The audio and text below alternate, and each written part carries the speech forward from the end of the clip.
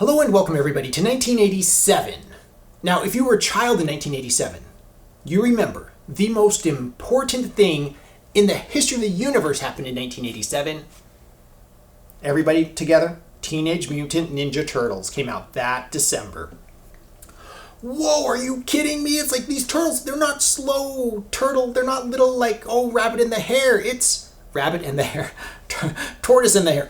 These are fighting machines and they're quick and they're fast and it's amazing. And just as a kid, it was the most exciting thing ever. But as an adult looking back at 1987, you find this tournament. Let's see, have you heard of it? It's the Masters. Oh yeah, the Masters. The greatest finish. Spoiler alerts. Spoiler alerts. It's been 34 years. If you haven't seen the 1987 Masters, hello, pause this video and go watch that. But you watch it, and so obviously there's drama on the final round. Lots of drama on the final round. And then all of a sudden you find yourself in a three-way tie going into sudden death holes. Okay, so the first hole, Steve Ballesteros, you guys know that. Greg Norman and Mize move on. And this is the spoiler, everybody. And then that amazing chip, that's like the equivalent of like, for the NBA Finals, no time on the clock, the ball's in the air, swish. It was amazing.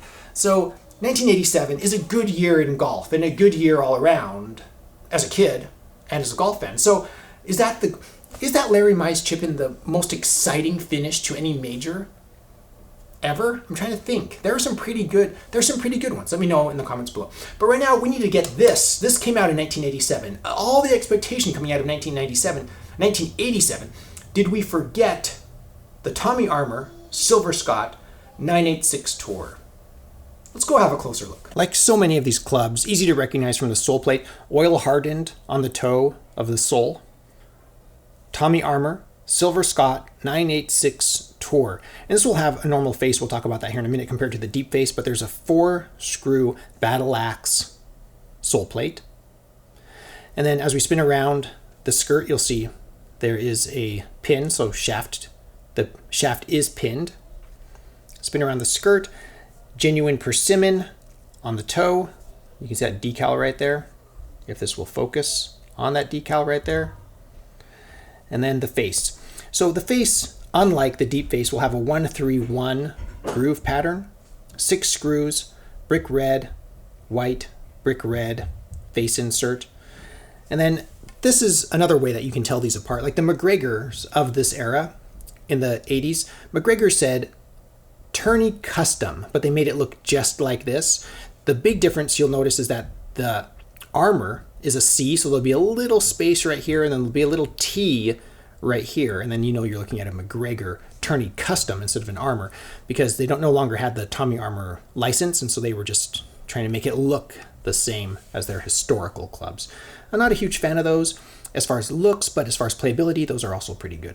I love the character of some of these clubs, even though you can tell it's been refinished. This one it's not a terrible refinished job, so I don't mind too much. I mean, this is meant for play, so that refinishing will be fine, I think. Then we move to a steel shaft, stepped, dynamic gold, true temper dynamic gold. You can't really see what it says right here, made in the USA.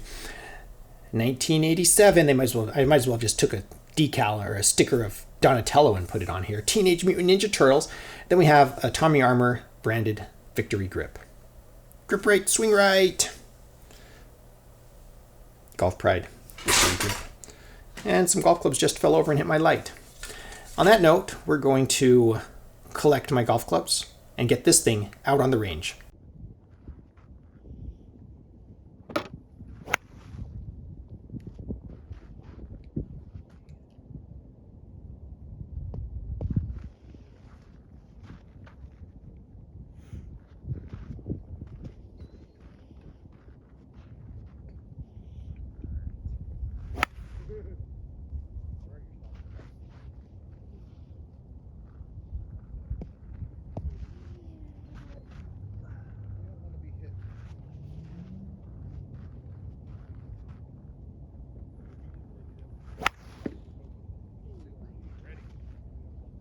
I like this individual club more than the individual I reviewed as the deep face, because it's still wood.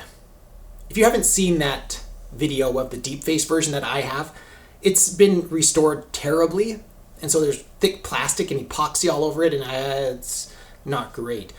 But this I like. I could play this, I could game this. The Wilson driver that I used on the last course vlog I did, like 2 years ago now or whatever, was about this size, maybe a little bit smaller. So I'm very comfortable hitting persimmons like this. And this feels good. It feels great out on the range, and I'm going to try it on the course. So my 80 sets, this is going to find a place in my 80 sets. I'm not sure what I'm going to team it with at this very moment, but I really like it. Let me know your thoughts about the Tommy Armour persimmons from the 80s. This is the Silver Scot 986 Tour. Very interested to read your comments. As usual, if you want to support this channel, you can support me on Patreon. I'm accepting general support. I'll message you back and forth, and I'll give you credit on videos when I can.